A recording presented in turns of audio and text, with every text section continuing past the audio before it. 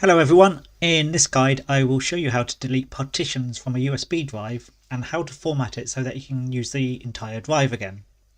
If you have installed Linux to a USB drive, then in some cases you may have ended up with a partition on the drive that is seemingly impossible to delete. For some people this can cause despair and it can be frustrating, as it seems a perfectly good USB drive seems to be ruined. I will show you a foolproof method to delete all the partitions on a USB drive using Windows. So I have inserted a USB drive that is 8 GB in size. So let's open the disk management tool, and you do this by clicking on the start button and type disk mgmt.msc as shown here and press return. You can see disk 1 has two partitions.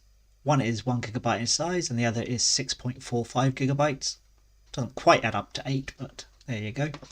Anyway, ideally I want to be able to have just one partition on the drive, but if I right click on the second partition it won't let me delete it. The tool we will use to fix this is built into Windows. So press the start button and type cmd. Right click on the command prompt icon and choose run as administrator. Enter disk part and press return. So diskpart is a disk management tool in the command line, and it gives extra power that the GUI doesn't. So type list disk and this returns a list of all the disks on your system.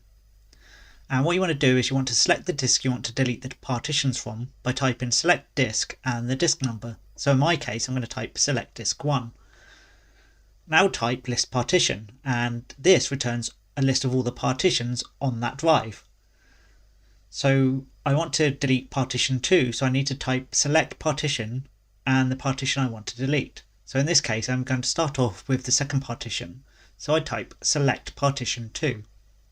Now I need to delete the partition, and normally you can do this by typing delete partition. You can see however when I do this it doesn't work. To force the deletion of the partition I have to type delete partition override. Now you can see the partition has been deleted. I can do the same with partition 1. I type select partition 1 and type delete partition. This time I don't need to specify override as that partition didn't have the protection marker on it. If I go into the disk management tool, you can see I have one empty unallocated area. I can now create a simple volume and use the entire space as shown here, and I can use the full space on the drive again. And that really is the end of the video. Thank you for watching.